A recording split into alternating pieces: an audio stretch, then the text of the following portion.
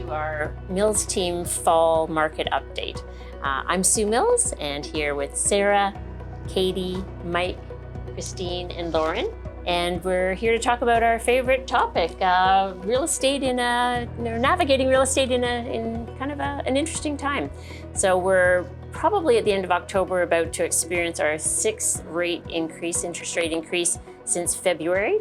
And basically the government's had a very deliberate intent to slow down the real estate market, to cool prices and cool the number of sales. And basically it's worked. They're trying to get some of the stimulus out of the economy, and we all know how much the real estate market does drive the economy. So, but we won't foil the government yet because there's still lots of buyers out there, and sellers are definitely not panicking and feeling the need to fire sale and get out of probably what's been their best investment they've ever had. So why don't we just kind of throw it out to the group and see what's everybody finding out there? Yeah, well, to your point, that's the whole thing is sellers, if they don't have to sell, they're just not listing right now, right? So there is very few good properties for sale.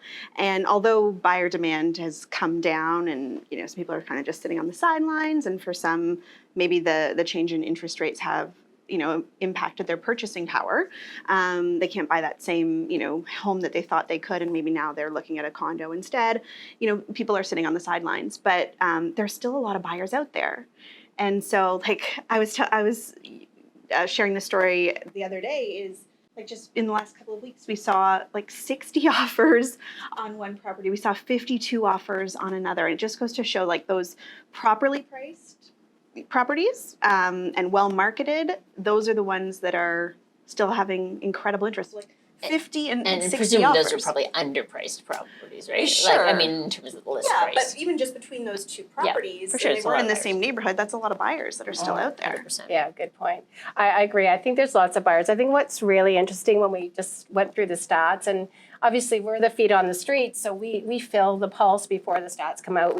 We can see when market's moving one way or another. And July definitely statistically did show that inventory was up just over 3 months, 3.12, I think was the amount. And now we're I think it's at 269 for the last month. So we're still very much in a seller's market. And the buyers that are sitting on the sideline are, I think, feeling that it's a buyer's market. And the reality is it's not the case. And there are some micro markets that are definitely different. But as Lauren said, we're seeing multiple offers all over the place. That we're doing a buy potentially today that's going to be multiple offers. We have a listing tomorrow with multiple offers. We had a listing on the weekend selling multiple offers. So I don't think any of us would have, when we started to see the market change, that we would have thought we were back in multiple offers this quickly. But to your point, we already feel that the market's moving. And I think for buyers, they needed that confidence to realize that the market was not going to fall apart. I think people's first instincts were the market's going to fall 50%, and the bottom just hasn't come out like that. I think it's a true reflection of people's purchasing power. So as the interest rates have gone up, people still typically have the same amount to spend per month. And so really the price decreases we have seen have just reflected that purchasing power. So really, if there was, we want to call it a bit of a blip at the beginning of the year, it's really just brought prices back into that 10-year average price appreciation per year. So it really is it's cooled off, but it hasn't fallen apart. And I think that's what a lot of people needed to see to bring themselves back into that buying power again. And I think partly too, the headlines are still very grabbing. Even just as recently as 2 weeks ago, one of the papers was saying, GTA prices to fall 23% or whatever. But when you actually delved into the article, it was a total of 23%, of which statistically probably 18% has already happened. And, the next, if there is another, slight correction after the next round of interest rates, maybe it's just another kind of 5%, but again, exactly to put us right back on track of if prices go up or 8% a year over a 10-year line, it just, instead of us blipping up, we're just kind of now, I think, continuing along that trend And some of those statistics are so broad, right? So it really depends where specifically you're looking to either buy or sell. That's why we do the micro-analysis all the time, micro-market analysis. But the good news is for buyers, depending on the property, they're still able to put some conditions in. Not every property, and it depends, of course, if there's going to be multiple offers. But in January and February, that would have been incredibly difficult. Now there's still a little bit of an opportunity to do that in certain situations. Absolutely. Gives you, honestly, more peace of mind, gives them, time to actually breathe to make a decision, whereas before true. you have 30 minutes to see this whole house and you have to decide yes or no, and it's firm. So I think I've been telling as many people as I can, first-time homebuyers, this is like the best time to be looking to buy real estate right now. You have the ability to go back a second time or go to an open house, or maybe have conditions that you may or may not need in the offer, to position yourself properly. So it's a really, really good time to be looking. And I think the people that are stepping up now too, I think for people that wait, once the headlines do hit and more buyers come back into the market, that in all likelihood is just going to push the prices up again. Yeah. So depending on the market, there are some really interesting opportunities right now, and certainly for investors, it can be an interesting time too. Definitely for investors because of how strong the rental market is. That's another one of the big headlines we're seeing. I think the last one I saw was the average was $2,700 a month. I feel that it's going to be higher, especially in the downtown core now. So for investors that are looking to buy a property and rent it out, it's never been better. The math is like starting to work. The math absolutely Yeah. works. And I had a buyer actually a couple weeks ago, she was going to be renting and she decided to purchase because for herself that didn't make sense anymore, where there used to be a much larger gap between the two on a monthly basis. Right. Yeah, it's a great time. I mean, I think the investors are back. I mean, people are back in the city as a general rule, right? Like we can feel like the volume of people, and the rental market is just another great indicator of there's such a housing demand. And some buyers got priced out of buying, so are renting. People are moving back to the city. Immigration has started again. Yeah. Like the whole market is moving, and investors are back. So we actually have an investor webinar that we're going to introduce you to. Sue will share the details at the end, but about buying one more property. And I think a lot of investors who had exited are back saying, these rental rates, they can buy something at a good market value price. Yeah. And get fantastic renters. So it's great. It's exciting. Yeah, and the other thing is, I mean, prices, like Sue said, have definitely come down from the peak of February or March of this year, 16-18%.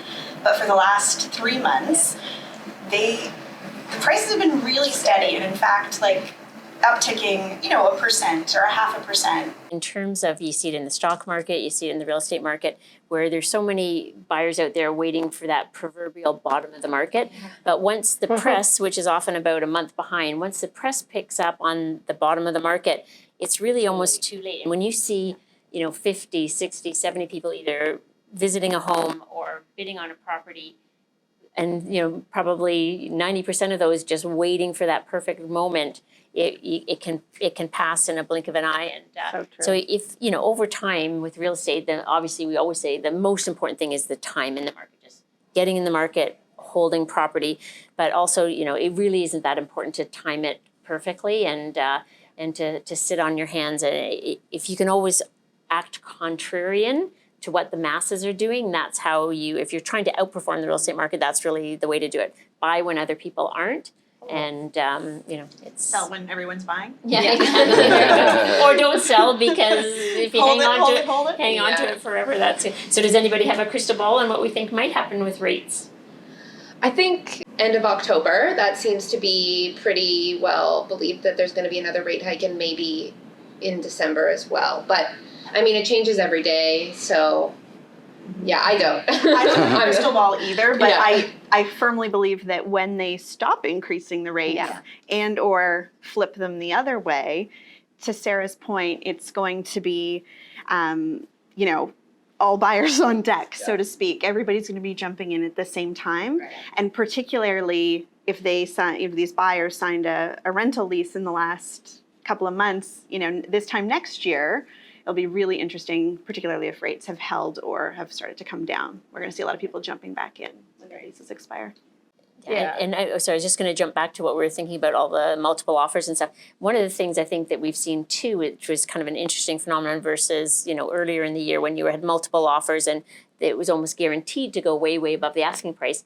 What we're finding sometimes, and you don't have to necessarily be intimidated by multiple offers because you can have 3 or 4 offers and it doesn't mean it's going to sell above the asking price. Doesn't mean you might still get your condition Right. in there. If a home inspection hasn't been provided or you need the financing. So it is an interesting time. To your point, Mike, like it's really a nice time to be a buyer right now. You have a little bit more time to analyze, make a good decision, and not be so intimidated. Even if there end up being multiple offers on something. Yeah. And I think even week to week, we see some of the sort of natural practices changing. So again, a year ago, people would price relatively high and still potentially get more than that. Whereas now some of those situations are set up with a, artificially low asking price, which brings a lot of people to see it.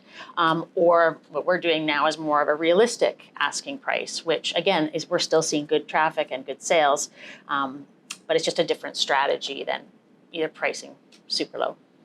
Yeah, I think it's so interesting. And, I said to someone the other day, I don't think for a minute, if you had asked me in April, that I would have thought we would have a listing with an offer date again, like this year. Yeah. I honestly didn't think that would happen. But what is so interesting is that every micro market is so different. And I feel like the definitely the under $1 million market, like that is definitely seeing lots of buyers. And that makes sense, right? I mean, can't do the 20% down. It totally makes sense. And again, what it does, even for us who are like the seasoned agents out there, when we see the amount of activity, it's so sort of exciting. It's contrary to everything even we're what you're reading. experiencing right now for tomorrow night, right? Tomorrow night, we've so- had like 70 showings on a property since last week, and without a doubt, I would expect that we'll have some offers to review tomorrow, and great interest. And that whole pocket has had that strategy working. So, obviously there's a lot of buyer demand, and as I said earlier, I mean, we're definitely still in a seller's market. We are less than 3 months inventory. If you're in a market that happens to have 8 months inventory, well, that's different, but we certainly don't have that anywhere in the GTA. And I would just say too that, when we talk about prices being down from the peak, that 16%, that really just takes us back to May of 2021. So it's almost like, you could think it just didn't happen. I mean, it doesn't feel, I guess, good for maybe the buyer who paid 16% more in February, March. But to your point, if you hold on to your real estate for a long time, You know what? That's never my gonna matter. son's the perfect example. So great real estate mom. My son bought his condo in February of 2020. But you know what? He still says, "Mom, don't worry, because I'm going to own this thing for a long time. I love my condo. I don't care." And I thought, "Oh my God, God bless you." but it's exactly right, and in the meantime, he's actually smart enough to be living with us and renting it out. And to your point, we're getting $1,000 more rent for that condo than we thought we would. Right, So that's a huge, so huge difference. it's just such an interesting time, interesting market. But as we've said before, long term, don't bet against the Toronto real estate market. so true. And I think we're seeing that in spades. And it feels like a healthier, more sustained market than where we were kind of a year ago. And I think we were headed into escalation there, and I think we've gotten our way through it, and it feels like we're starting to feel some solid ground beneath us, and there'll be a few more bumps along the way. But I think fundamentally, you just want to buy a property that works for you. It's something you can afford and hold it, and never feel the need to panic and sell. Like just hang on there. If it's the right time to sell, it's the right time to sell. But otherwise, don't sell out of a sense of fear is really, I think, our biggest message to people. I agree. And just one more thing to add to that is, if you really look at prices, we are still in most segments and most micro markets above last year's pricing. A year ago, we're still up. Yeah. It's just we're not up the really crazy high of January, February, March, but we're still up. So when you sit down and really show people the data, I think it really reassures them they're still up. And again, as you say, if you hold on, there's no question this market will take you back, and it will be increasing again year over year, just like we have for the last 40 years in the Toronto real estate. Yeah, and I think it's proof that we are sort of out and coming out of that COVID market. We're just coming back to a regular Yes. real estate cycle that we've seen for the last 40 years. So I think there is obviously going to be some adjustment coming out of COVID, and that's what we're seeing with inflation. I think we'll, as the months go on, probably get closer and closer to what, we've seen in the past. Right. Sounds And we already are. So Yeah, so just to wrap it up, if anybody is thinking about investment real estate, it really is an incredible time. If you own a property, and we said just kind of one more property might actually change your life in the long run. So we are having an investment seminar, a live webinar with Gareth Cahill from Dominion Lending, and that's going to be on November 8th at 6:30 p.m. But love to have any of you join that can, even if you're not ready quite to invest and have a secondary property. It's really good information to have, and might be something you can store away some nuggets for the future. So anyways, we hope you'll join us, and thanks everybody. We always love getting together, and thanks for watching, and just let us know if we can ever help in any way.